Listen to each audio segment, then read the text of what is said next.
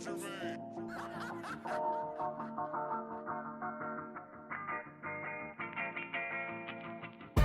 what's going on? This is the Highly Advised Podcast. I am here with my amigos and compadres yet again. This is episode 86, if I'm not mistaken. Welcome.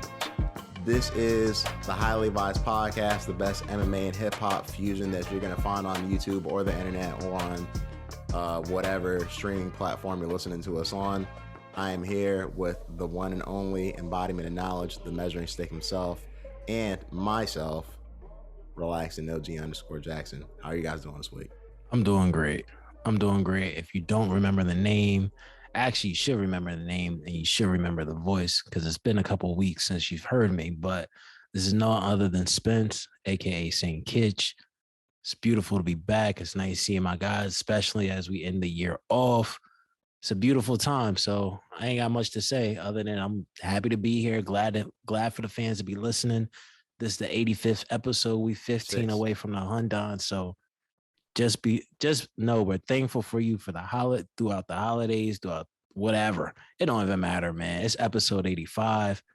I'm happy to be back with my boys. 86, 85. You know what I'm saying? You just forgot to carry the one. That's all it is. Just got to carry the one next time. So, but I'm happy to be back, man. What's going on with y'all? Everything is good. Everything is great. God is the greatest, aka I'm the living embodiment of knowledge. Now that you heard my voice, listeners, now you're a lot smarter. Your IQ level went up, just like the ratings. It just went up. So shouts out to all the listeners, all the fan supporters. Shouts out to the haters. Because all you guys could eat a dick for 2022. And shouts out to my dudes. Jeez. Yeah, you have a very interesting way of bringing people, of saying hi to people, man. Hey, man, they know I fuck with them, but if they don't fuck with me, hey, man, fuck them. I hear you on that one, though. That goes for a lot of the, well, you know what? Actually, keep on doing that, but still fuck you too. Nah, it's not. I don't even look at it like that. I love them. I hear you. Keep commenting, follow, like, comment, and subscribe. If you don't like the show, if you love the show, you should already know what to do. Right. But if you don't, I want you to follow the lead I want you to follow behind or actually lead the haters to the right place, right? To the righteous place. Go to YouTube. Okay. You can subscribe, like, comment, and subscribe on YouTube, the Highly Advised Podcast. If you don't have enough time, if that's not enough place for you to get your comments off, if you want to bash us even on your Instagram story, go for it. If you want to bash us there, tag us at the Highly Advised Podcast on Instagram.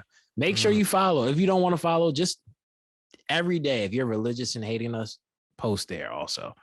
And matter of fact, if you want to have more of an exchange with us just to express your hate, you could always go to the Twitter also, which is Advised Highly.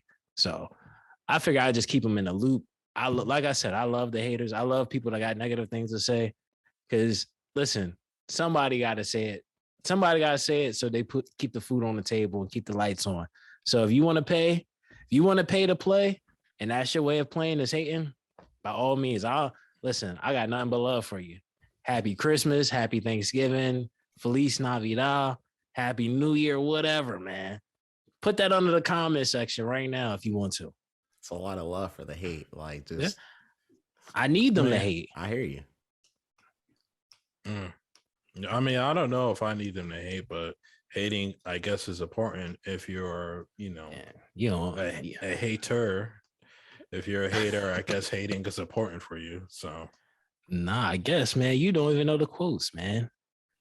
I'm just saying. I mean, if you're a natural born hater, I guess that's you must hate. You got to hate everything.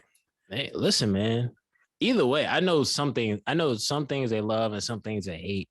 One thing I'm quite sure, even those that hate it were very surprised by, was the results of this card from UFC 269.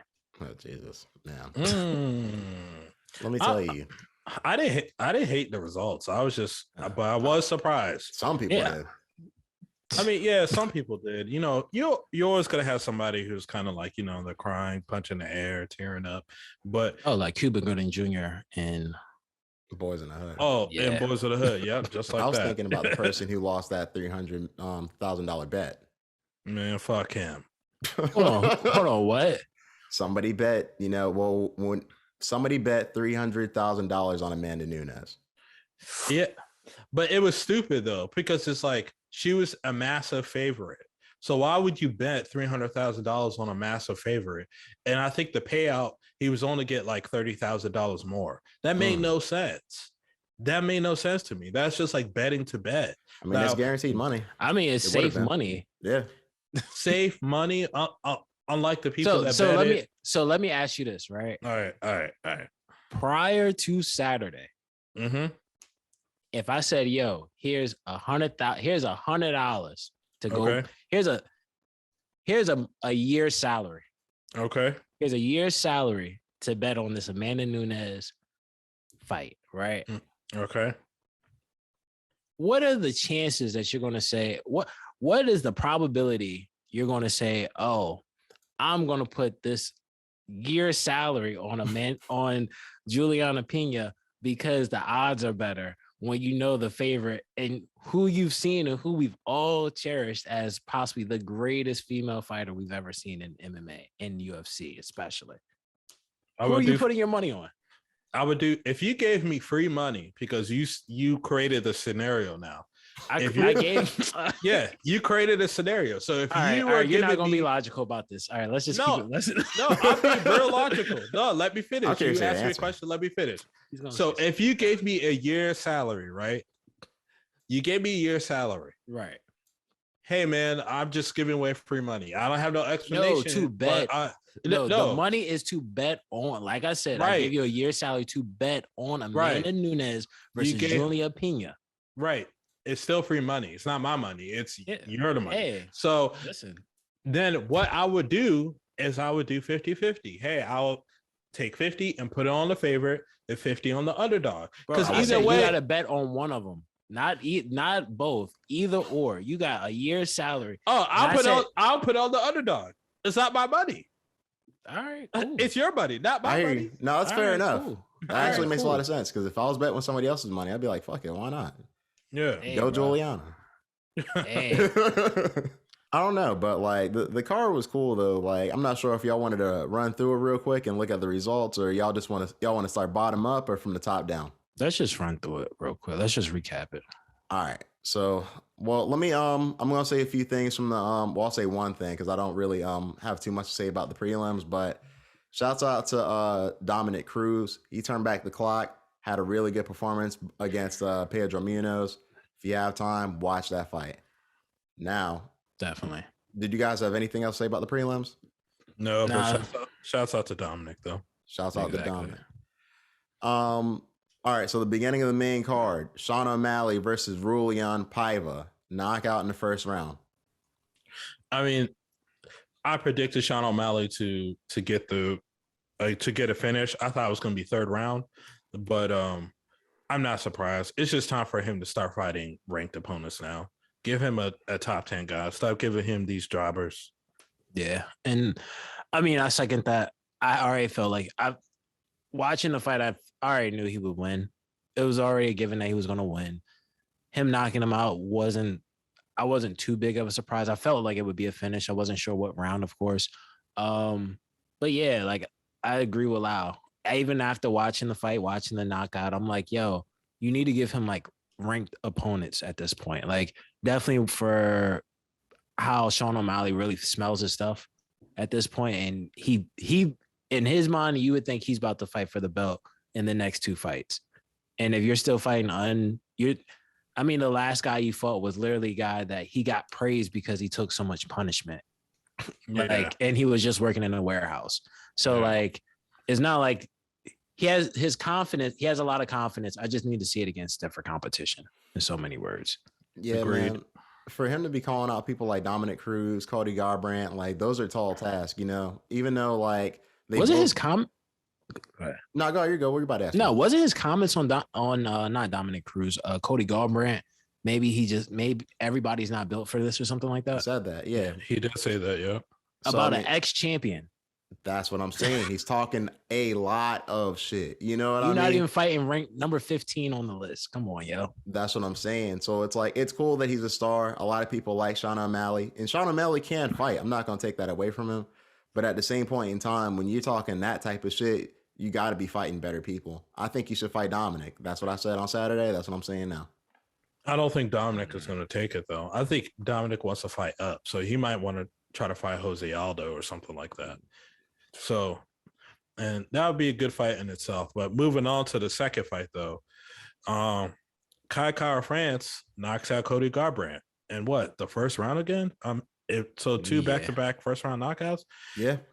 The card started getting crazy at this point. Yeah, man. Definitely. When I saw, leading up to the fight, I figured Cody Garbrandt would be too fast for him. And, like, it seemed like they were right around the same speed. Kai Kara France was accurate. And I was watching his last fight prior to this, and he was accurate in that fight. He just seems to be a very accurate striker. Like, he hit him right on the chin. It looked like he got struck by lightning. Like, it was crazy. Like, shouts out to Cody Garbrandt because he seems like he's taking it on the chin, but it's been tough sledding for him for those last few fights for sure. Yeah, definitely so. And I mean, like you said, Kai Kara France, his striking was great. And I mean, for Cody at this point, I'm not sure because I didn't have a chance to watch this fight till afterwards, but I was hearing something where I guess he had cut weight for this fight, or there was something, not cut weight, but it's like he's like his diet is super strict now or something like that. Cody Garbrandt dropped down from bantamweight to fight at this fight. Oh, for this fight alone. Fight alone? Okay. Yes. This is his debut at flyweight. Oof. Damn. Yeah. That's a bad debut. It's a bad way to start your way off. But I mean, he got knocked out stiff. He did. Like, they're gonna start calling him stiff, man. Yeah, definitely. So it's I mean, it's unfortunate, but I mean, who knows? Hopefully Cody can find something else for him, if anything. I mean, and shouts out to him, man, because like it's like I said, and like a few people have actually been saying, Dana White was actually very straightforward about it at the press conference. He was like, "Hey, yeah, he's been getting knocked out. We got to look at that." And I was like, "Damn!" Like, I mean, but it kind of is what it is. Nah, definitely. But moving on to the third fight, we had Jeff Neal defeating Santiago Ponzinibbio. I choose Jeff Neal in this fight. I figured that he was going to go in there and put hands on Santiago, which he did. And then at pretty much, I don't know. For me personally, I would like to see Santiago maybe build his way back up towards that competition. I don't think he's necessarily a bad fighter, but I think maybe this layoff is hurting him a little bit more than I thought. The fight was decent. It came down to like a split decision. I thought Ponzinibbio did enough to win, but Jeff Neal won. It was kind of like a coin toss. A coin toss. I said coin toss. A coin toss on who you would select to win, and the fight was okay. It wasn't like great in my opinion, but it was okay. It was a nice bathroom break fight. Yeah, and that's exactly what it was for me, to be honest with you. I sat and watched some of the fight, and then I just kind of got up and said, "Oh, the co-main is about to start after this, so let me get everything out the way." So unfortunately I don't really have an opinion on this fight, but I will agree with Lau. It was a bathroom break, especially, definitely. So we had the co-main event, the shocker of the night, one of the biggest shocks in the history of MMA for certain. We can discuss that, but of course we have Juliana Pena knocking out Amanda Nunes, the GOAT herself. What do you think? Yeah, well, she submitted her, not knocked her out. Sorry, Yeah, I'm sorry. My bad. Thank you. So there's a lot of things to talk about in this fight, but I don't think we could get into everything because of time reasons. But one of the things I want to say is I've been seeing a narrative on Twitter and Instagram and other MMA sites where it's like, oh, this could have been rigged. The fight was a little fixed. Amanda threw the fight. And I think it's so funny when people are in so disbelief that somebody loses that they start throwing shit out. They start making excuses for that. The way I seen it was like, hey, Amanda got tired. She wasn't expecting Juliana Pena to stay in her face and tee off on her. I don't think Amanda expected that. What was a little surprising to me was when they got to the ground, Juliana Pena didn't even sink in the rear naked choke, and Amanda just started tapping. I think Amanda was like, "Look, I'm done. I quit." So it was very shocking. And I mean, shouts out to Juliana Pena. You know, the immediate rematch is going to be on the way. But yeah, man, this is why people love MMA, because of shocking things like that. Nah, that's a fact. That's definitely a fact. I mean, I do agree. I agree with it was shocking to see her tap so quickly and easily, but I do not agree with I guess the claims or the rumors or theories that the internet is conceiving. Um, it's the beautiful thing about MMA. Yeah. It doesn't matter who you put $300,000 on. The MMA gods get to pick who wins at the end of the day. Yep. Julia Pena, she had a plan. She stayed in her face. She did what was necessary.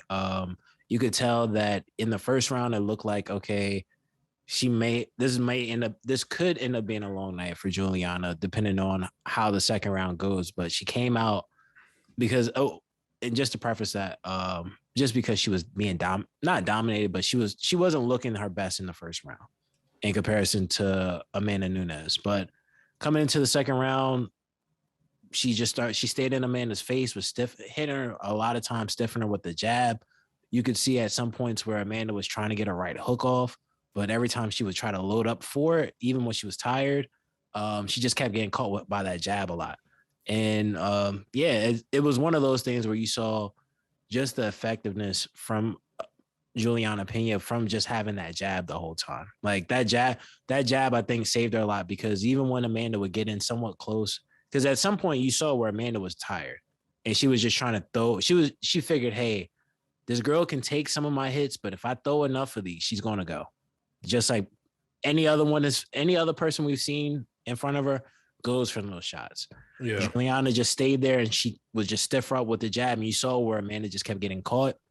And at some point she tired out. And I was surprised that she tapped towards the end after she got taken down. But hey, at the end of the day, even like she said, she had her number in so many words. So congratulations to Juliana Pena, because that was something nobody predicted. Honestly, I was actually going to skip this fight to some extent, just because I was like, oh, we already know I figured it was going to be a first round knockout. Me too. By Amanda. Me too. I think the UFC needs this, because Juliana Pena, she already has a lot more charisma and character than Amanda Nunes. Because honestly, she's the one that sold this fight. Because people were like, oh, I can't wait for Amanda to knock her block off. Or they were kind of like, oh, Amanda's going to kill her. Let's see how fast she's going to kill her and make her look stupid. Juliana sold this fight. So I think Dana is kind of thinking like, low key, this is a blessing in disguise. I had a dominant champion, but really she has a personality of a brick wall and a robot. And I have this challenger who people don't think she's that great. So this is money. I think this is probably the UFC's best scenario. They're like, thank God life is breathed in the women's divisions again. Like, thank you. So that's why Dana wasn't pissed. He was like, yeah, man. Yeah, we'll probably do the rematch. Yeah. And Amanda still has a belt. So yeah, belt at featherweight if you want to, they might try to put it against Kayla Harrison. I mean, all the luster is gone now, right? It was supposed to be dominant, woman versus undefeated girl who was can crushing in a lesser promotion.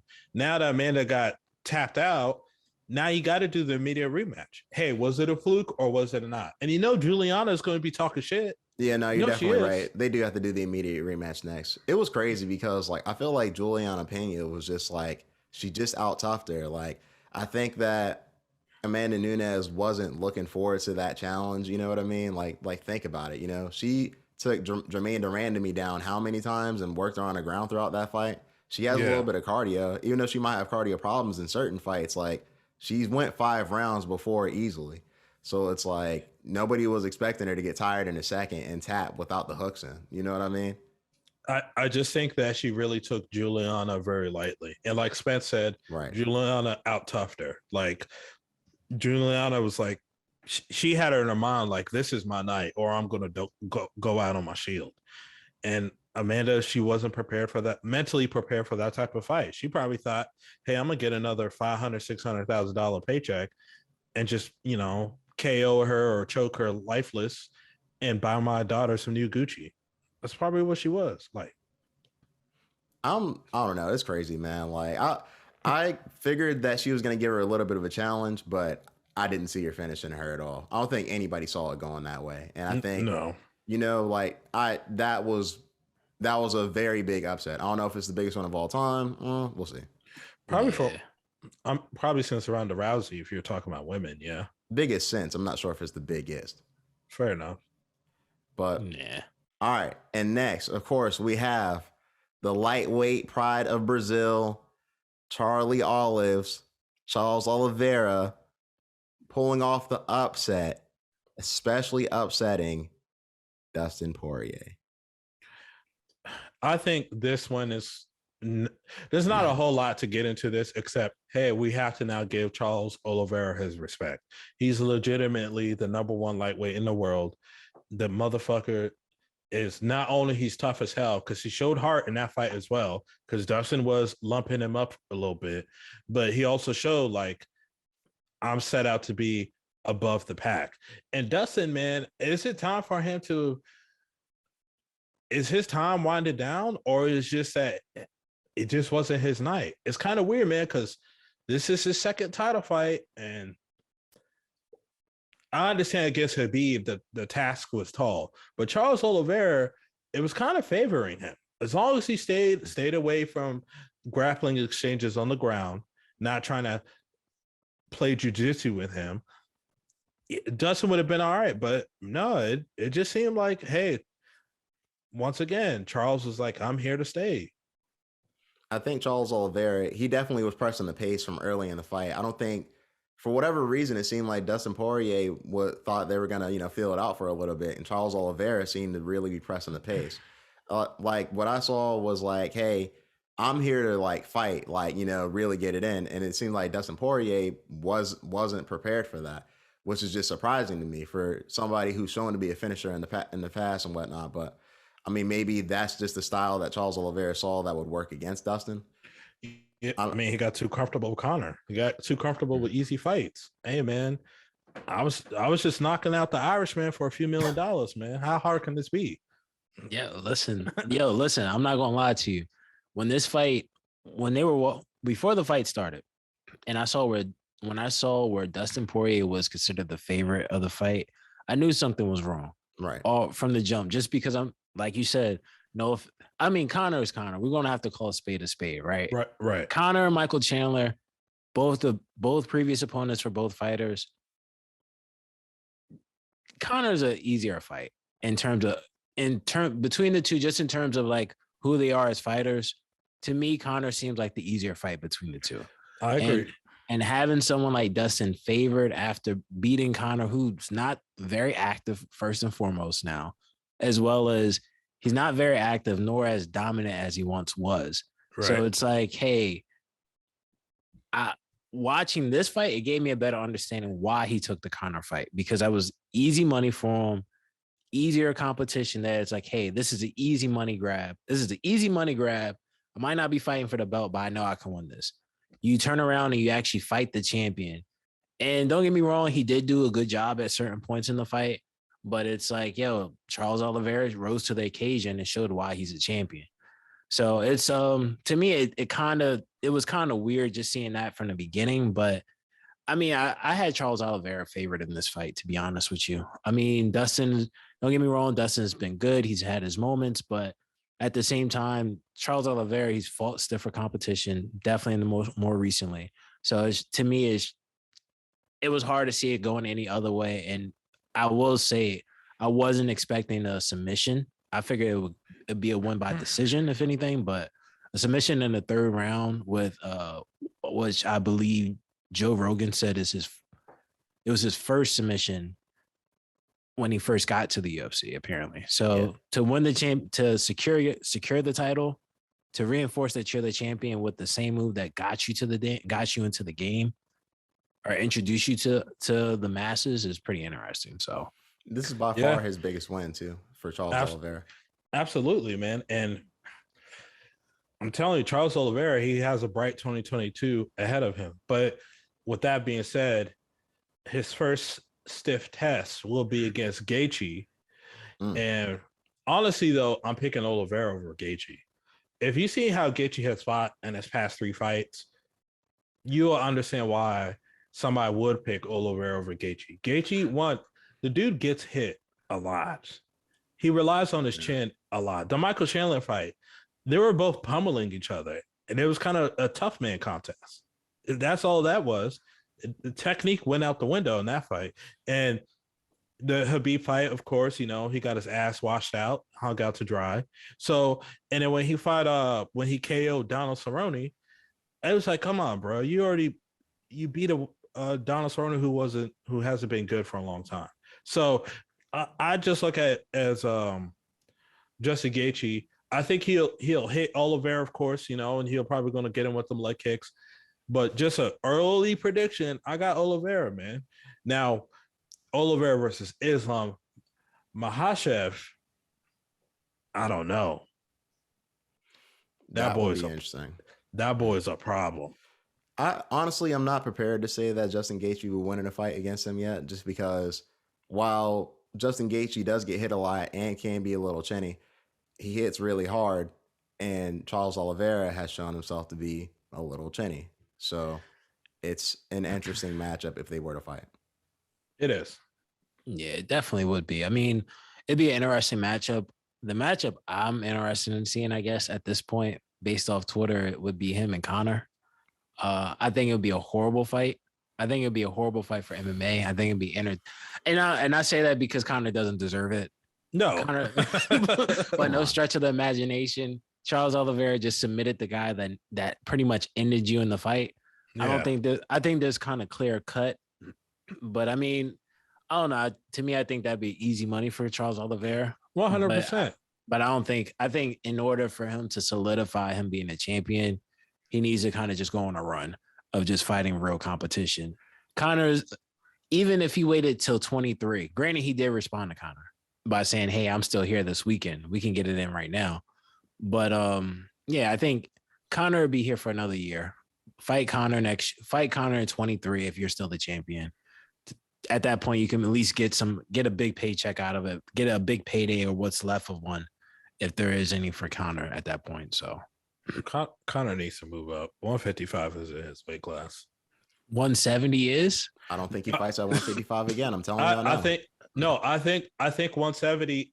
So I know why you're saying that, because of I'm gonna get this straight. Just like I said the last podcast, Usman kills him, Kobe kills him, Hamzat kills him. He might have a chance against Leon because Leon isn't like the greatest grappler in that division. Jorge Masvidal, I'm taking Jorge Masvidal over Conor too, just because I think he's just a little bigger. But I think that Conor will do well at 170, not at the elite, but he'll win some big money fights or whatever. Like you could do the Nate Diaz trilogy there. You could do the Dustin Poirier saga fight there. You could do Nick Diaz there. You know what I'm saying? So there's some money fights for him. That's why I say he should just go up to 170. 155, it's all killers through the top 10. Honestly, I don't see Conor beating anybody in the top 10 of lightweights. I don't. At 170, I think Conor could grab a win or two in the top 10 at 170, but at lightweight, I just don't. They're all killers. I'll give you that. I mean, it's still one of the hardest divisions in the sport. Unless he fights Tony Ferguson, But even I think Tony's going to outpace him. I was about to say Tony's going to. I think Tony. Honestly, I think Tony could probably. Well, I would say Tony probably would submit him. Yeah. If anything, yeah. I don't see Conor beating Tony. I don't see him beating Justin, Dustin, Mike, Dan Hooker, Dustin, Mike, Dan, Zach, Chad, Brad. It's like, yo, listen, man. He's at this point. He might as well just fight new. He might as well fight New Edition at this point, man. Yeah, Jesus. Basically. Damn, man. Yeah.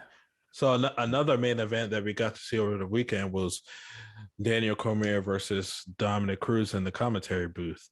So right now it's about What happened? one to one apiece. We'll see who'll win the tiebreaker. But so all fight week listeners, Dominic Cruz was asked a question about commentary shit, and one of the things Dominic Cruz came out about and said was he mutes Daniel Cormier on commentary. He feels like Daniel Cormier doesn't really say the best things on the mic because Daniel Cormier doesn't do his homework and studies the fights that he's going to be commentating about.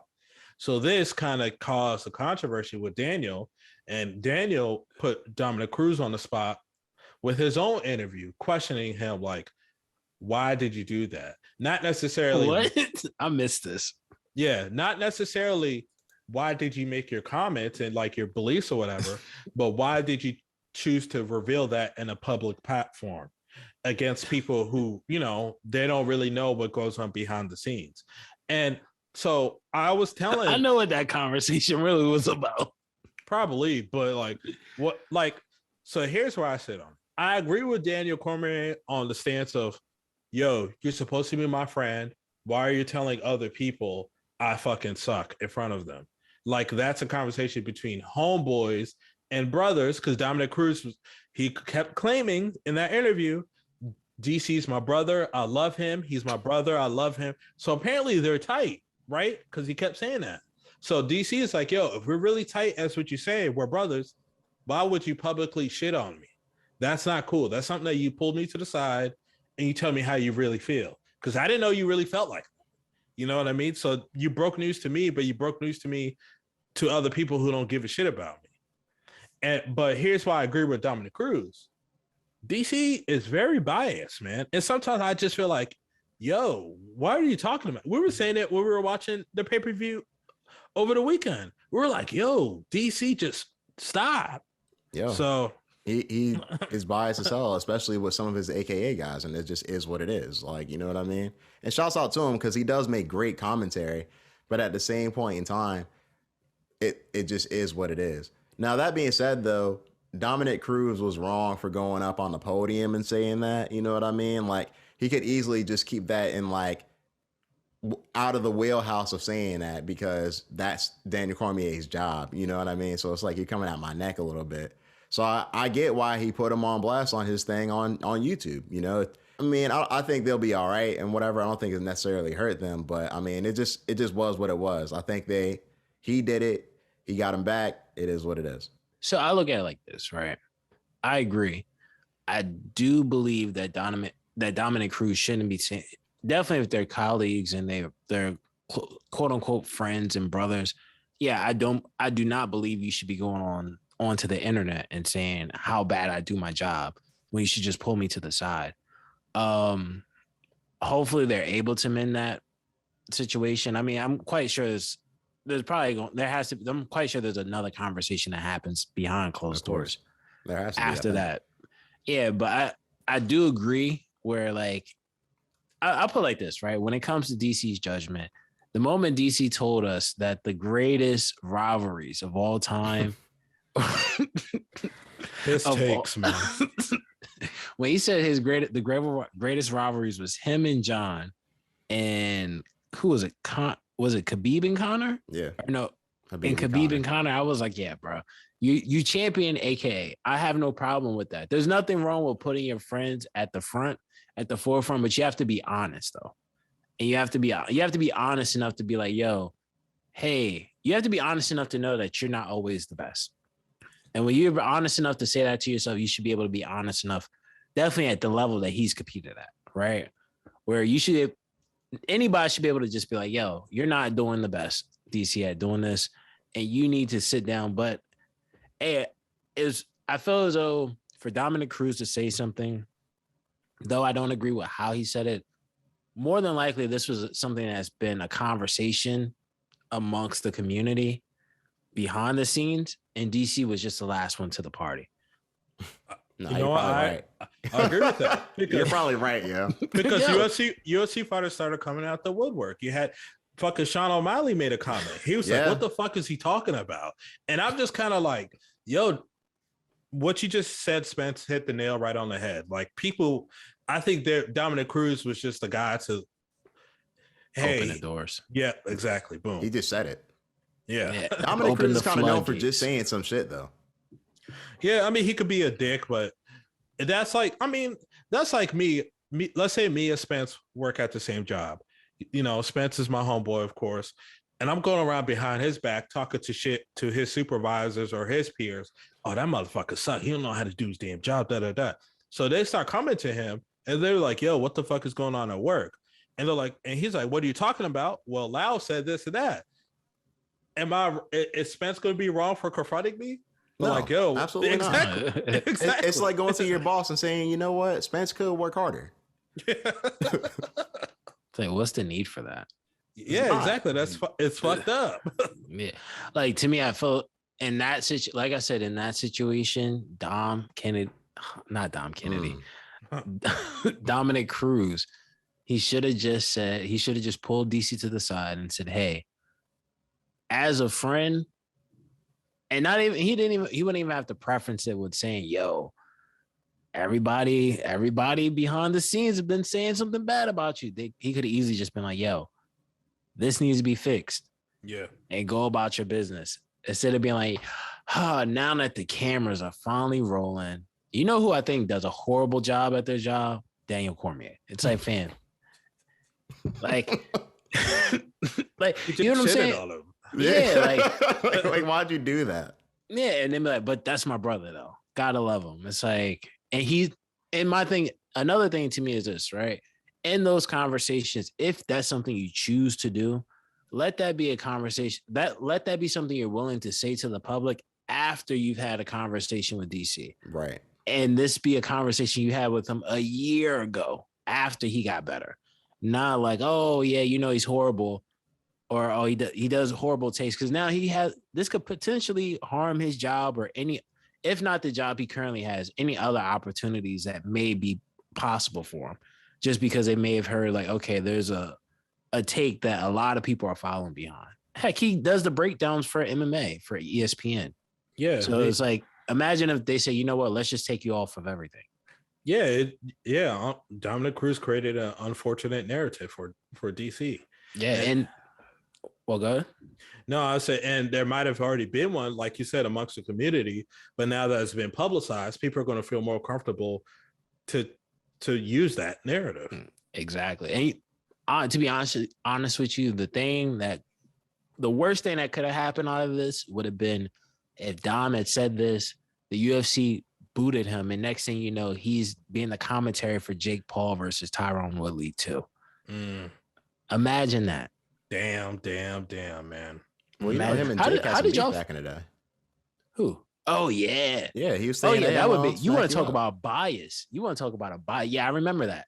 You want to talk about bias commentary at that point? What? How y'all feel about seeing that? Because we just talked about this less than a month ago. Jake Paul versus Tyson Fury's brother. Oh, this is a legitimate fight. Oh, he's finally fighting a real fighter, an actual boxer who's being trained by the heavyweight champion of the world. Blah, blah, blah, who's looking at you, all this stuff. And then mysterious reason, we don't know why, or at least I haven't found out why since the news occurred. I forget dude's name at this point, but Tyson Fury, Kwame? No, Kwame Fury. Kwame Fury. No, that's crazy. No, that's the name of the show. Oh no, that's definitely it. For sure. Kwame Fury. Tommy Fury. Tommy Fury, yeah. Yeah, even Tommy Fury pulls out. Like, come on, bro. Now, I don't know. It's just weird, bro. It's just weird. How do y'all feel about this how did y'all feel when y'all got this news? So I'm not gonna lie to you guys. I thought it was kind of big news for boxing, because I hate to say it, but it's the truth. Jake Paul right now, outside of the heavyweight champion of the world with Tyson Fury, Deontay Wilder, and anything regarding Canelo, Jake Paul is kind of like talk of the town. We just had the past 3 weeks, 4 weeks, we had Tank fighting, Devin Haney fighting, Lomachenko just fought, fucking Teofimo Lopez just lost his fucking belts. Shakur Stevenson fought. Shakur Stevenson fought. Nobody's saying shit. And the crazy part is all the fighters you just named, all the fights and fighters you just named are like the considered either the next elite or the elite in their space. Exactly, man. And it's so crazy how Kwame Fury falls out of the fight and Tyron really stepping in. Next, fucking all these Instagram pages and Twitter and ESPN and all these other sites, they're talking about it. And this is not a legitimate it's a legitimate fight, but it has nothing to do with like the elite and championships. It's just crazy. So this time I'm not mad at it. I'm like, hey, fuck it. I thought boxing was going to learn, but you just had weeks of elite competition. Nobody's talking about. Oh, and I forgot Terrence Crawford and Sean Porter. Oh, you're right. You talk about arguably one of the best fighters in the world today, Terrence Crawford. Crickets. They said his pay-per-view buys was only like 100,000. So, are you serious? Yes. Oh my god. Yo, no wonder people don't care. That's crazy. Yo, listen, that's crazy. listen, bro. Hearing numbers like that, I hate to say it. I understand why Bob is like, yo, I'm not booking you I can't book you for a fight. I don't agree with it. But whose fault is that? That's Bob's fault. That's exactly. That's Bob's. I agree. That's Bob's fault. But it's at some point, I don't know. I think when it comes to boxing, I also feel like boxers have to be able to sell the fight. Also, that's Bob's fault. I agree with you. It's Bob's fault. Yes, it's Bob's fault. He has to put it in front of the people. But at the same time, you need the fighters to sell the fight. No, and I agree with both of you. Nod, you're right. It is Bob's fault, but Spence is right too.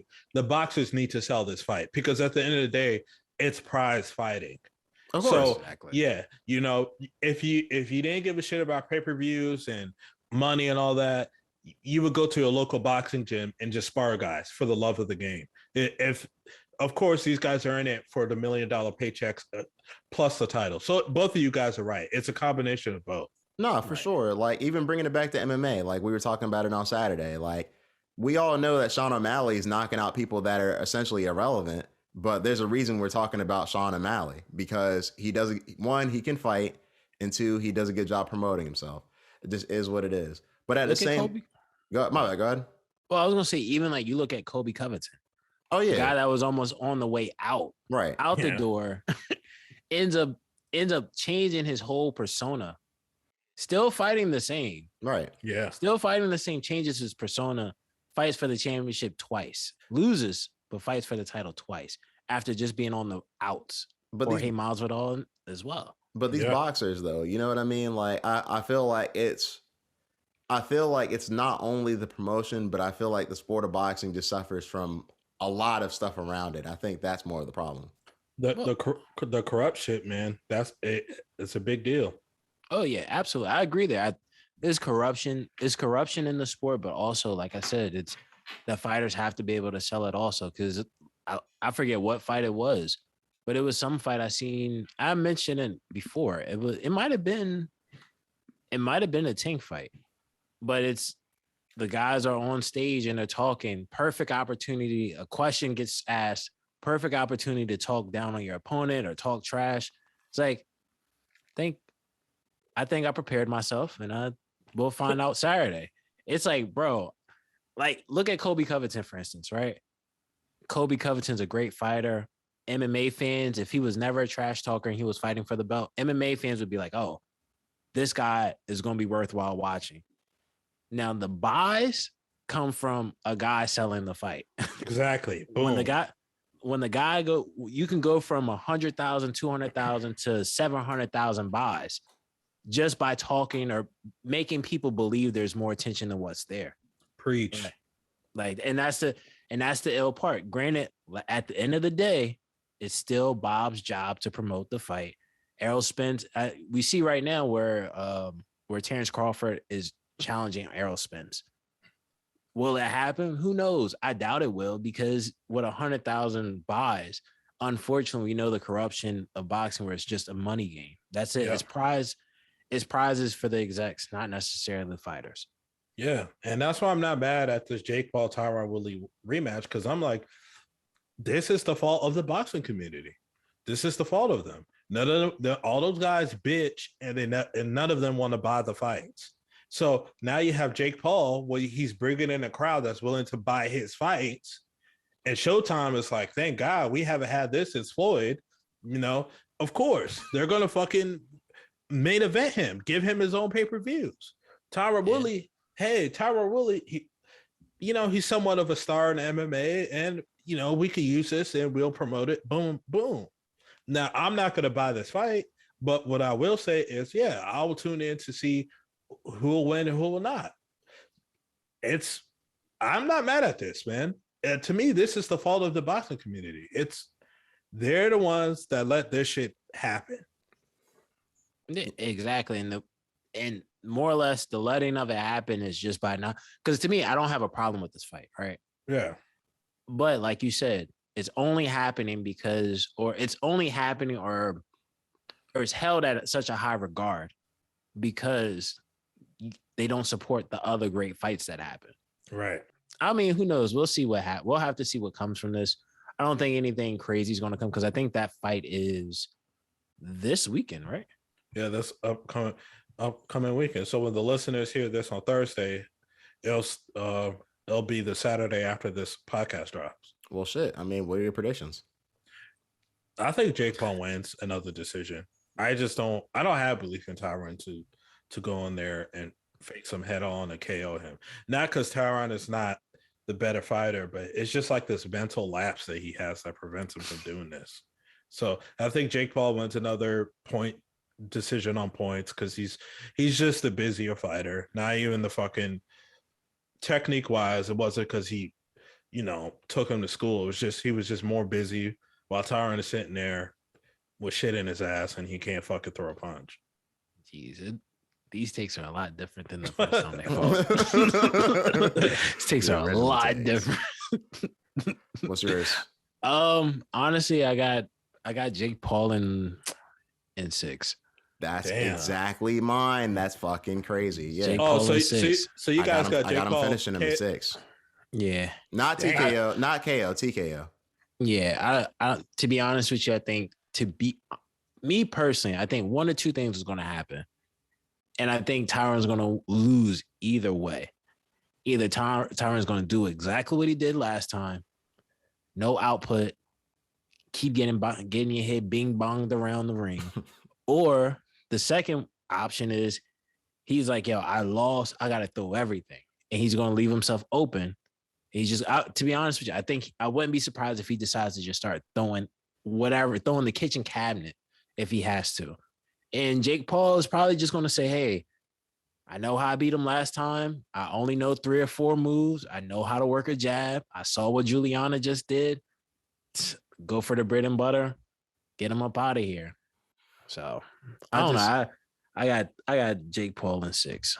I just see it like Tyron Woodley might either finish him, and if he doesn't finish him, I see him getting finished, and that is what it is. Like, I don't really see this going all the way, and I think Jake Paul has more of a chance of doing it. I don't think he does it early. I think he's going to catch him after he gets a little tired and then put him away after that. That's just the way I see it. Oh, boy. The rise and fall of Tyron Woodley. I do feel like Tyron Woodley is kind of coming to an end. And honestly, I think after this, I think he should just retire and maybe take some lessons from Dom and become a commentator. If anything, I mean, I think that's the best bet, if anything, for him, to be honest with you. Yeah. I'm not sure if you guys have been keeping up with this, but, well, I mean, we're all fans of Travis Scott. So to different capacities, but nonetheless. So we're all hip hop fans. So quite sure we've all been seeing this, lack of better terms, this roller coaster that Travis Scott has been on since the tragedy that's happened. Recently, following the Astroworld tragedy, he did an interview with Charlamagne the God, as well as a couple other things, but it seems as though products, his drink, his cacti, seltzer water is getting pulled. It looks like the world is slowly, I don't want to say closing in, but it seems like they're trying to rid themselves of any Travis Scott apparel and brand stuff at this point. What's your thoughts on this stuff, you guys? I think they're trying to cancel him. I really do. I think it's a group collectively working together behind the scenes to like cancel him. First, it was this hard seltzer that he had, cancel that. But apparently that seltzer wasn't good anyway, so people are not too upset. Then it's, not letting him perform at Coachella. And then, Travis he's trying to offer to do things and people are denying it. I think that it's slowly but surely they're trying to get rid of him, despite the fact of it wasn't really his fault with the whole entire situation. Maybe he could have, I don't know, partaked and handling it better. But you can't, in my opinion, you can't put the blame 100% on him. It was a crowd of 55,000 people. That's hard you can't, one person can't control a crowd like that in a music concert. They can't see everything. Now, I'm not trying to get into the logistics and the ones and twos about what happened and how it happened. And definitely rest in peace to all the victims that lost their life that night, because it's very tragic. But I don't blame Travis Scott for all of that shit. I feel like it was a combination of shit that happened that caused it.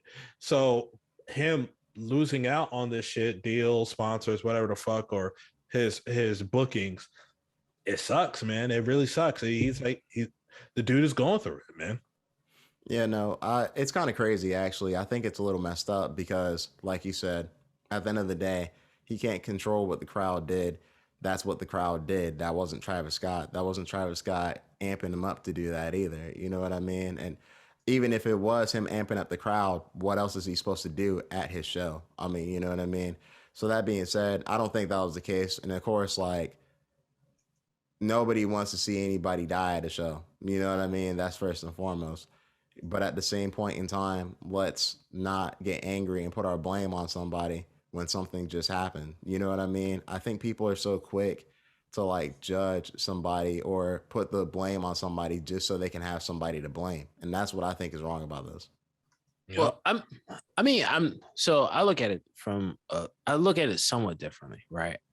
So to me, because I agree with you guys, I don't think Travis is solely the person that should be blamed for this. I do agree with Lau that the world is and the people behind the scenes are canceling him.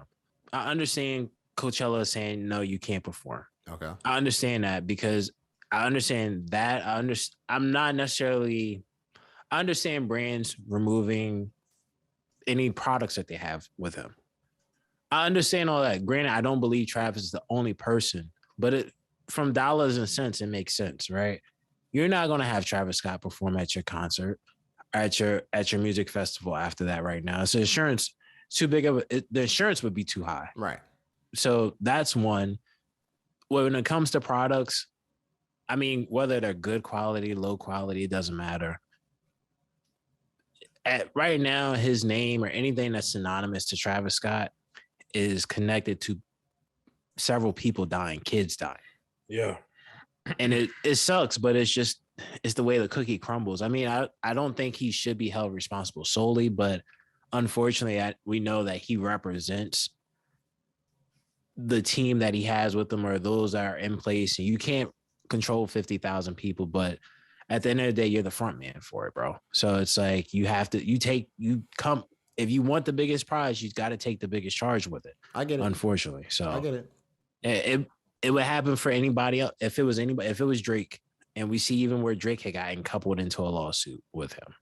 Yeah. So yeah, I mean, it sucks. I mean, I think Travis will be able to rebound from this though.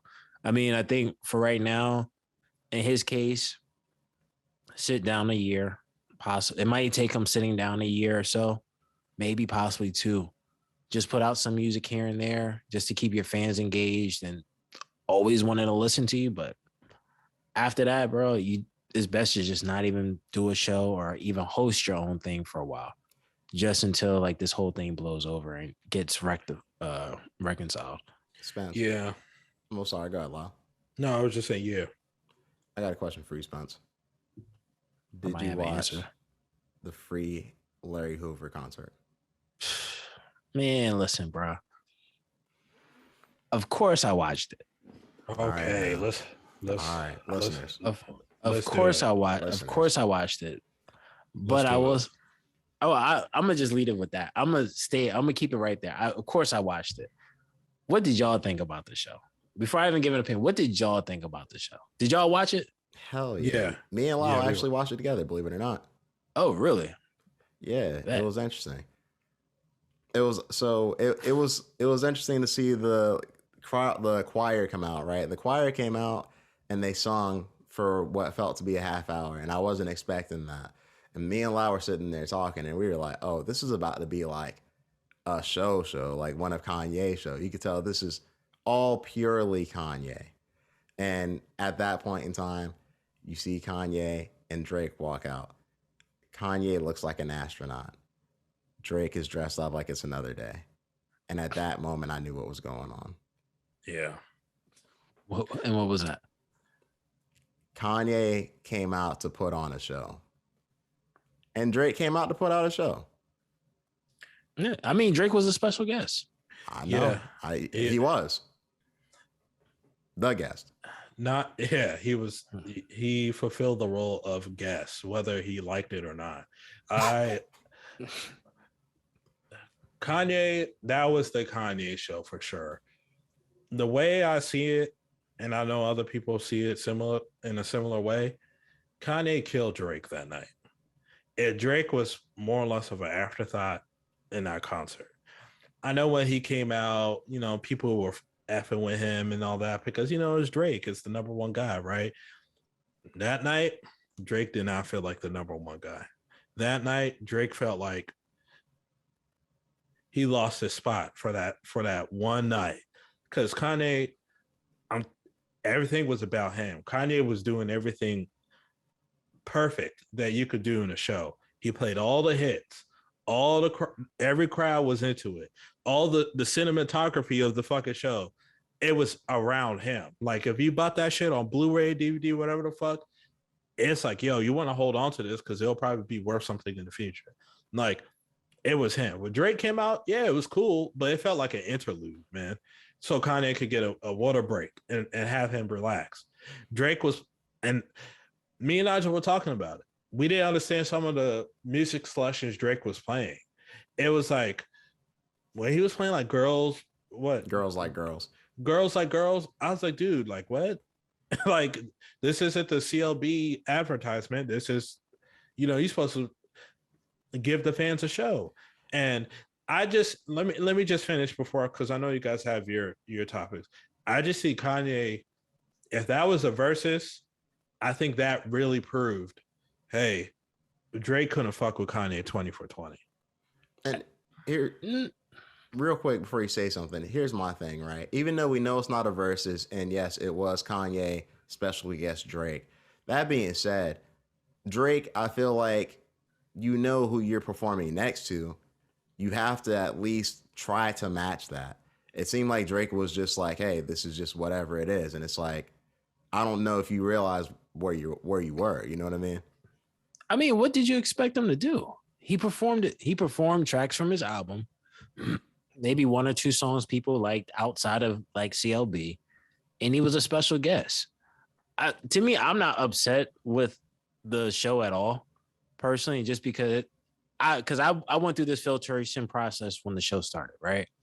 I'm guessing because y'all were together, y'all probably watched this after the show came out. Yeah, the next day.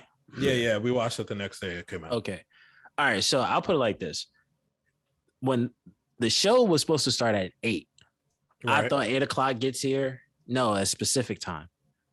That means 11. Damn. I was gonna watch it that night then. Yeah, like which means 11. So luckily I was off the next day, so it didn't bother me none.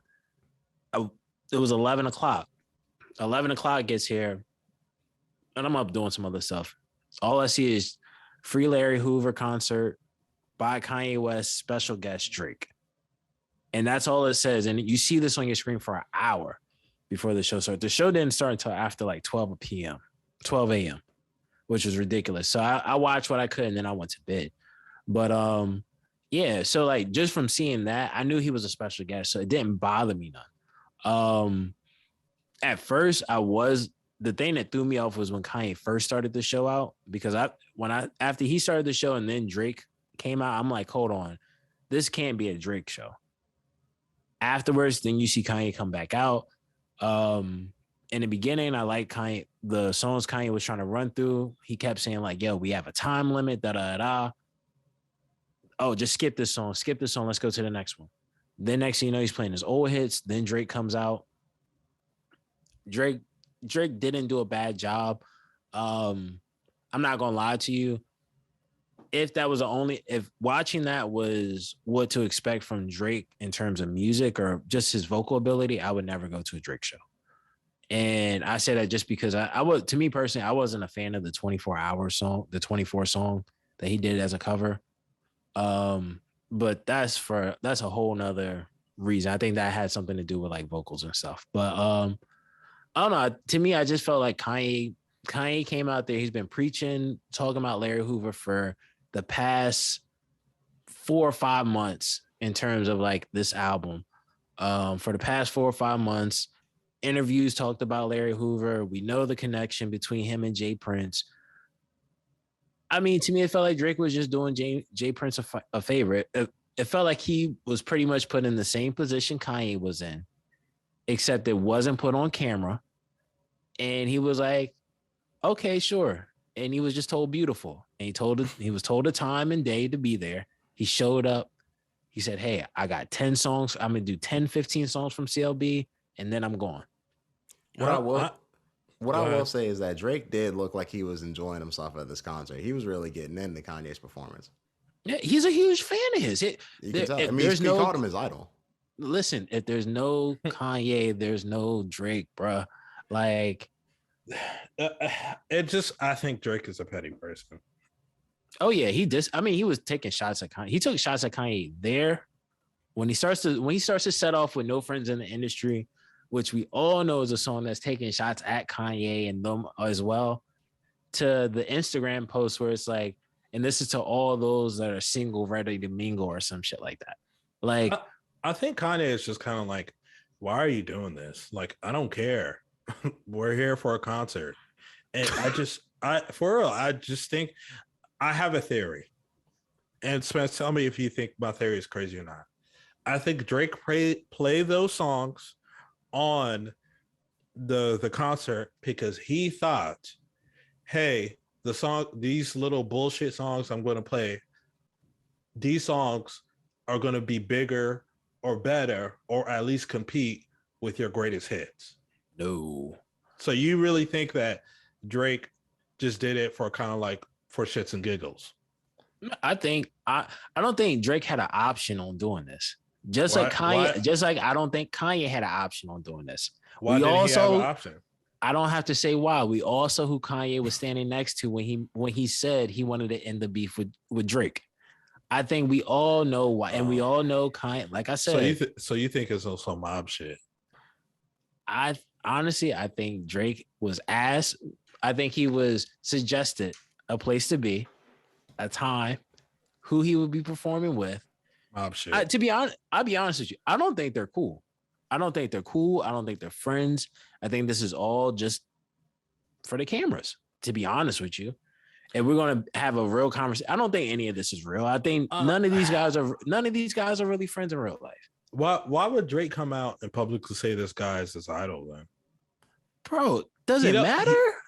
Do you think he's really do you really think all the people that you see in the music industry as friends? Drake had been nothing but positive to Kanye in terms of words publicly out prior to the beef actually igniting between the two of them. I just saying this. You had me until you were like, oh, well, they're not really friends. And maybe they're not friends, but them coexisting, civil and getting along, I don't think that's a thing, because like you don't go out in front of thousands of people, millions watching, and you're like, this guy is my idol. You just don't do that. You could be like, yo, Kanye's You could be like, Kanye's my dude, or Kanye, I respect your career. Not you're my idol. That sounds a little personal. Bro, both things can be true. That's the same as saying he doesn't care for Pusha T, but Pusha T is one of his idols as well. How can you idolize somebody you don't like? That doesn't make sense. So you're telling me at no point, if the person was once your idol, right? Your idol, one of your biggest influences, even Kanye, even Drake and Drake has even came out, or 40 was the one that came out and said they got kicked out the studio one time from Kanye because they stole the drums, which Kanye didn't want them stealing their drums because he took the sound from 808s and Heartbreaks to make So Far Gone. Clearly, between Drake, not Drake, Kanye producing Drake's first video, Best I Ever Had, to all these other moments in their lives where they've cross-sectioned, Kanye being who Kanye was, who's a practically 20 some odd years into the game. Yes, he can be your idol, and you don't have to care for this guy. That makes no sense. So he could have never been his idol at any point in time. You can. Can you answer the question? I'm answering. You can be somebody's idol, but once the shit goes sour between you two, you're not looking at that person as an idol no more. So so you can't have the same respect that you once did for their work at the end of the day? Not necessarily. It is. You can have that respect, but you're not coming out on stage and saying this guy's my idol. And I'm hopefully you can understand what I'm related to. It's like Hulk Hogan. A lot of people loved Hulk Hogan and treated him as idol, but once he came out and started saying and all this other stuff like that, a lot of people turned away from him. They didn't like him no more. I can understand that. Okay, but you could still. We're not going to use a racial slur in same context. But listen, you could still respect Hulk Hogan's work. You could still be like, this guy is on the Mount Rushmore of entertainment wrestling. You could say that, but you don't have to idolize the dude. So that's why I'm saying you don't. I think Drake really meant it when he said Kanye is my idol. I think he meant that.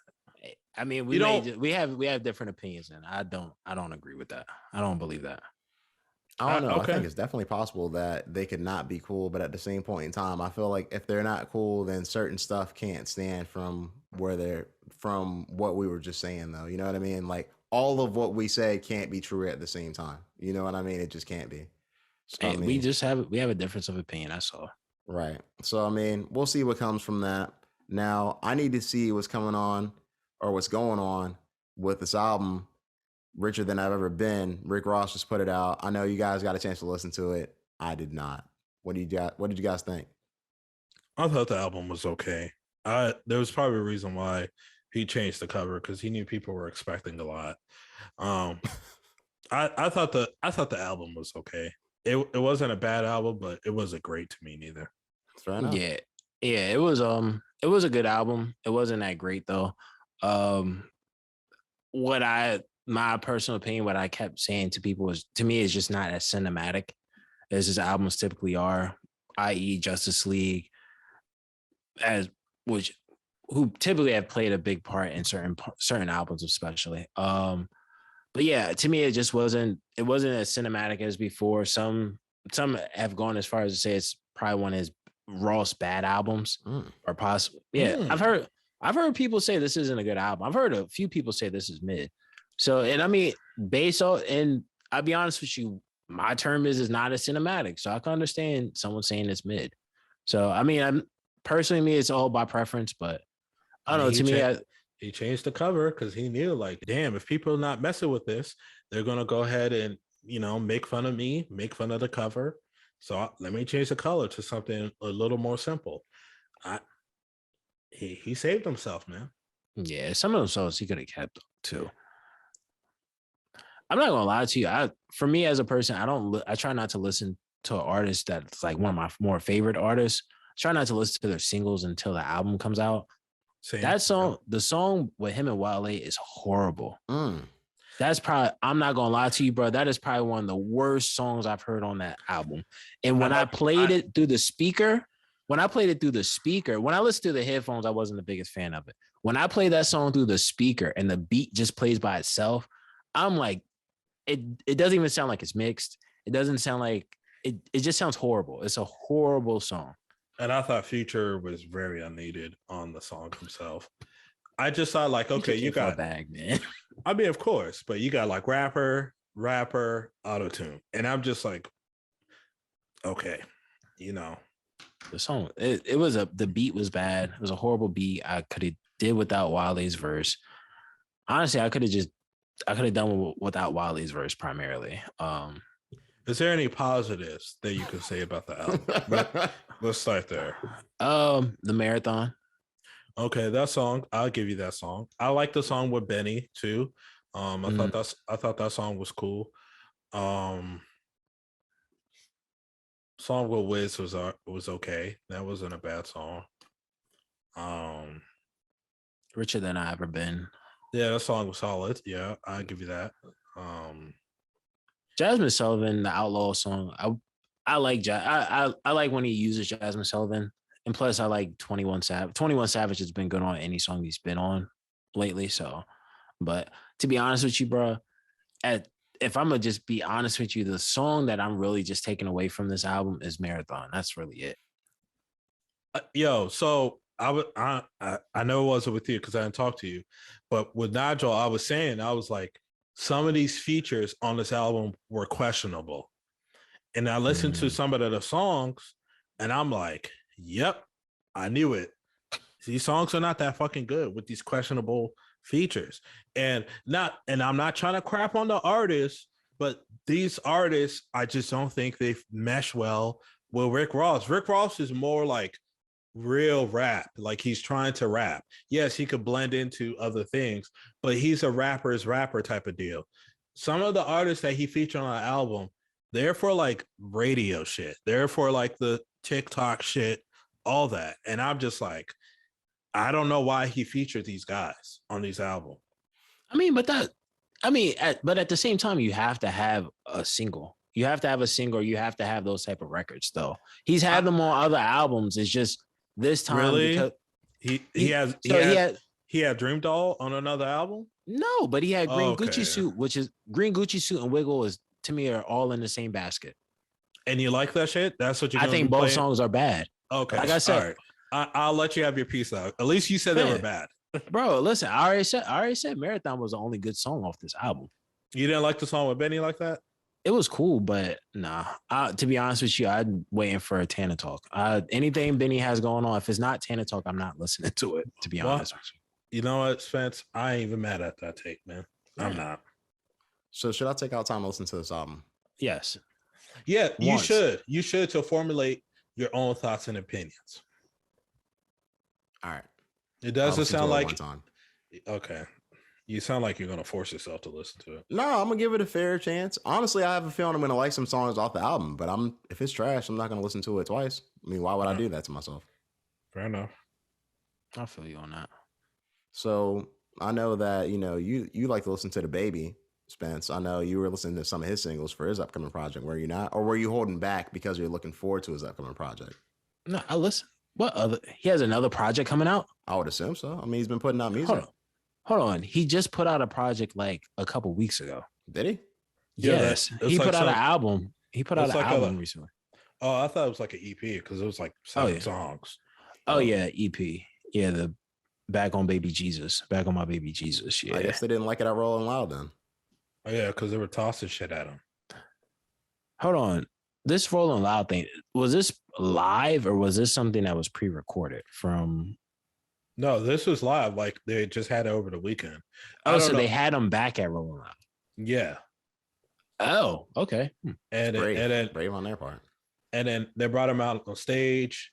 He was trying to perform a song to get people hyped, and people were hyped to throw shit at him. And you see it. They were throwing shit at him. Like I'm pretty sure some of his clothes got wet because they were throwing like drinks and shit. Hey man. Listen, man. It's DaBaby, bro. That's all I can say. I ain't never seen an artist these days get tomatoed. You see that shit back in the day on SpongeBob cartoons. Like, damn, that's crazy if that ever happened. Nah, he was first time for everything, I guess. It was egging him, man. Yeah, I mean, listen, bro. But that all goes to other things. I don't think it had anything. I think it had probably had more to do with him as a person not than his anything career wise. Yeah. It was funny because you know how artists when they be performing, they were like 1, 2, 1, 2, 3, and the crowd's supposed to get hype. Well, when he did that, once he hit the 3, people were just throwing shit at him. I thought that shit was funny. God. Hey, 1, man. 2, 1, 2, 3, and they're just chucking shit at him. It was that funny. Shit's crazy, man. Like a lot of people just don't like him right now. It just is what it is. That's why I said it's brave. Like, I'm surprised. You know what I mean? I just wouldn't bring him on. Like, who's gonna cheer for him? I mean, why would they not? He got the cosign. He got the cosign to be back on everything. So yeah, but I mean, it's just been a lot in the year of DaBaby. That's all. Listen, I was gonna say he's kind of in the same boat with Travis. Or Travis leading that boat, unfortunately. But like, you know, not a lot of people are feeling DaBaby as a person right now. I'm not saying his music, you know, you probably still got major fans of his music, but him as a person, it's just been controversy after controversy with him. Yeah. I mean, hey, man, listen, they uncanceled him, and I don't know what happened, bro. Hey, shout outs to DaBaby. Hopefully his album does well. So a lot of people think that NBA Youngboy is having a rough time too because he's painting his face. Like, I'm not sure if I would necessarily call that myself, but I know that it's definitely different, you know, from what people have seen him do. You know, it could be a cry out for help, but at the same point in time, I just see it as like, we'll see what happens from here. You know what I mean? He has a lot of time on his hands, so I don't expect him to not use it doing things that are not normal. All I want to say is I think he just has mental issues, and this is kind of a coping mechanism. You know, kind of like the Joker. If you guys seen that movie, he was like painting his face and shit like that. And before he went off the handle, started killing people. Not saying NBA Youngboy will do that. Jeez, man. I'm not saying he will do that. That went so dark and left. Hey man, that face paint. He just got out of jail. Face paint. All I'm saying is, where y'all seen this at? You ever seen the pictures? No, bro. Listen, I know. It doesn't even look like him. So so you might have saw somebody else and didn't know it was him, but it was him. He's been face painting, and he says he likes to paint his face. So I didn't think it was crazy that some people are making it seem. To me, I'm just like, yo, this guy's just going through a lot, and this is just something that helps him keep, you know, calming him down. You know, so I just think that it's not a big deal. We'll, like Nado said, we'll see what he really goes through next. Do you think a lot of people are going to start painting their face because of this? I think some, yeah. Some of the younger fans will, yeah, but I can't see no adults doing it. But I could see the younger fans, absolutely. Like NBA white boy, I could see him doing that. Jeez, NBA white boy. Shouts out to a little kid, man. Jesus, man. Well, man. Oh, you see it now? Yeah, I'm seeing this, man. Oh, I know exactly what happened. He watched not Paper Soldiers. Dead Presidents. Dead Presidents. He watched Dead Presidents and was inspired. That's all it was. That man is sitting around. He's sitting in the middle of Utah. Isn't he like in Utah on like probation or something like that? Yeah, like house arrest. Some type of house arrest. I didn't know that. That's crazy. Yeah, that was part of his agreement when he got out. He had to go to Utah, and he's like not allowed to leave this home at all. Yeah, something like that. That's why I think the face painting is a coping mechanism. I don't think if he was free to go out, tour, go shopping, do whatever, I don't think he's going to face paint. He's face painting because he's confined in a nice home, probably. And he's like, look, man, I'm just going through a lot. So fuck it. It could be that, or it's just he probably just bored.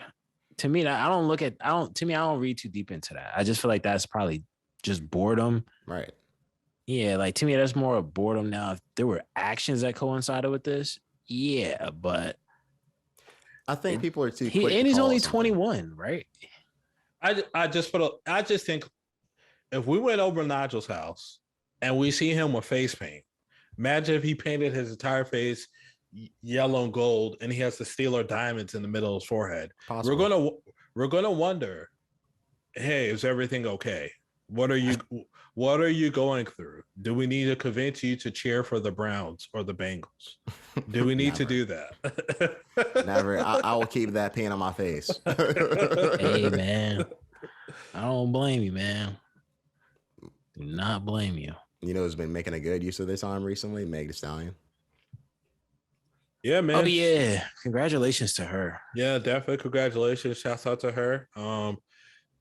She graduated from a HBCU, Texas State University, and a bachelor's in science. I don't know exactly the specific degree, but the fact she graduated with a bachelor's while she's on kind of like on top of the world in the female rap game. Good for her. That means it's just another set of big winnings for her. And here at the Highly Advised Podcast, you know, we pray for her success, and we hope that she prospers even more. Even if she's a business student. Even if you don't like her music. Yeah, I mean, yeah, even if you don't like her music, still got to put your hats off to her. Well, I'm very curious. I wonder where she actually majored in. Probably it was like a business major or something, or communications. Well, anyway, nonetheless, yeah, I mean, it's great to see she utilized her downtime as she should have. I believe she went to TSU prior as well, and she had dropped out to go become Meg Thee Stallion, and came back to get her degree. So, hats off to her. Yeah, hopefully we see more artists doing this, and hopefully she encourages some of her fans to finish school as well if they're in school or thought about dropping out. So, yeah. What if she's if she got a bachelor's in video game design? That would be crazy. That would be crazy. Like, oh shit. I guess they're doing some type of art shit too, actually. But I mean, I don't even know if that's that type of school or type of classes they have or whatever the fuck. I don't even know how she did it. So, shouts out to her for that. Yeah, TSU. That's the album. Well, no, that was the skit that they used on Before Not Around. Actually, I think. Well, that was a school that he was talking about. All the TSU ladies. I never heard that song before, so I don't even know. You never heard "Not Around" by Drake? Nope. It's the song that I'm lying. I was about to say the song that Kanye's been singing on Drink Champs. Yeah, no. You haven't heard that? I'm tripping. I've heard it. That's funny. The unreleased version is better though. But in some sad news, we had deaths in Kentucky because of a tornado. RIP to the people who were harmed in that, and definitely condolences to their families. That's just the tragedy that's going on at the moment. Apparently they haven't found everybody who's died in that situation, and unfortunately the number will be rising, so we'll be keeping an eye on that situation individually. Yeah, definitely RIP. Tornadoes, hurricanes, all natural disasters is very tragic events with nature. So definitely RIP to the people that lost their lives and they were affected in Kentucky. Yeah, definitely. So definitely sending my Kentucky. Definitely sending some prayers and condolences to people out there. Yeah. You don't know where Kentucky is? No, I know people that live in Kentucky. Oh, okay. That's why it just rang the bell off to me. Well, hopefully those people that you know are safe. Yeah, I have some people I need to check on. But yeah, prayers and condolences to those that actually lost their lives or were impacted by this. It's really sad. Yeah. One more thing, I guess, before we move on to anything else. Apple became $1 trillion company, and this is prior to them coming out with other things that they plan, like an Apple car, or I'm sorry, not $1 trillion, $3 trillion company, and they're coming out with an Apple car. Apparently, they're coming out with some type of VR. They have things down the pipeline that are gonna help the Apple brand. It's only gonna get bigger, and I think they're working on batteries as well. If they work on batteries, that's gonna keep them at the top. You don't make batteries and you're some crap organization. Um, I mean, it's big news. I mean, I'm an iPhone guy. You guys are iPhone guys. So as we wrap the show up, we want to give a little bit of a few of announcements. I know that it doesn't make sense grammar wise, so I'm going to repeat that. We're going to give a few announcements about what's going on with the show and what we plan to do moving forward in the upcoming weeks and months and years and centuries and millenniums. So I'm going to start off with Nigel, go down to Spence, then come back to me, and then we're going to tell all of you guys to go to hell, and we'll hear from you again. So, Nigel, what is some announcements that people should be listening to? Listeners, we will be taking a holiday break similar to what we did last year, but we will have things down the pipeline. We are going to be putting out the same specials we did last year, maybe in the same format, maybe not. You're going to have to tune in and see.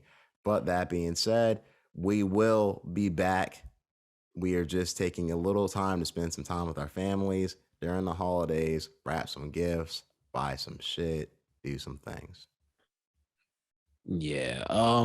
Like you said, spending some time with our families, figuring out our new plans for next year. Because of course, like we said, we got some things coming in the pipeline, some more add-ons. So yeah, I mean, I think we have a promising year to come for you guys, but like we said, we just got to use this time. It's downtime, bounce, not even bounce back. Sometimes you got to pull back. It's like a slingshot. You got to pull back to go further forward. So that's all it is. It's beautiful for real. Yes, sir. Listeners, this is episode 86. The next episode that we gonna put out, it's gonna be special episodes, kind of like side quest episodes, spin-off episodes, if you want to say that. And then we won't be back with episode 87 until sometime early next year. We're thinking around like February, maybe March the latest, if we have a whole lot going on. But to fill in the gaps of time, we will definitely be releasing these side episodes. So this way it keeps you guys tuned in and it keeps you guys hungry, wanting for more. Because I know you guys look forward to every Thursday, because without that, you guys just feel very depressed and, you don't know what to do with yourself, and you start looking at life in a different scope. But once we come back in your life and we're giving you game and we're giving you knowledge, you start to feel good. You go out there, you want to get a job, you want to go out there and take care of your baby mama or baby dad and, just live life. But without us, we know that you guys are fucked up. And there you have it, everyone. That's Lau's way of telling you Happy New Year. Have a Merry Christmas. Thank you for listening for the whole year so far. And we're giving you a break so you can be with your families how we can be with ours. Like Lau said, thank you.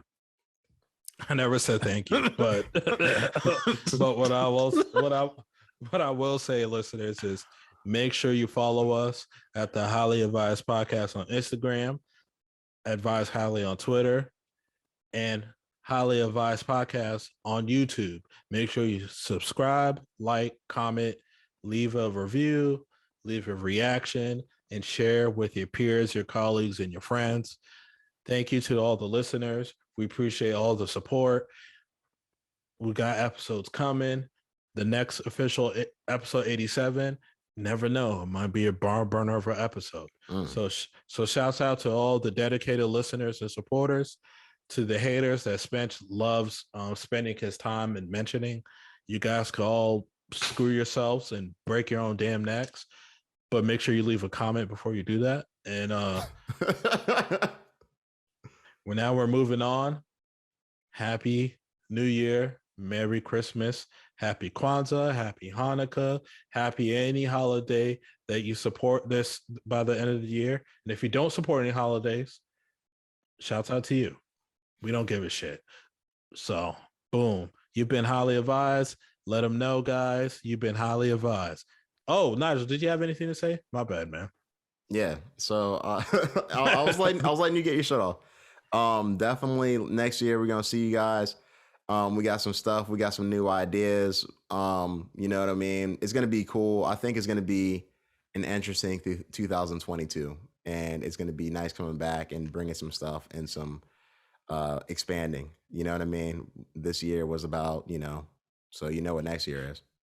What is that? This year is about Brandon. Next year is about expanding or something. Or last year, whatever. Shouts out Benny the Butcher. Shouts out Benny the Butcher. All right, we got anything else to say? Drink your water. If you get a chance, listen to Tory Lane's new album. And that's really it. That's the only two things I got to say. All right.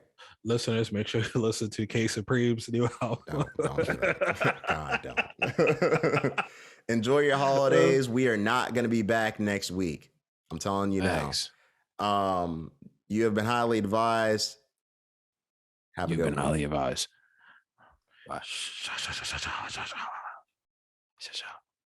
Gotta get the last one in.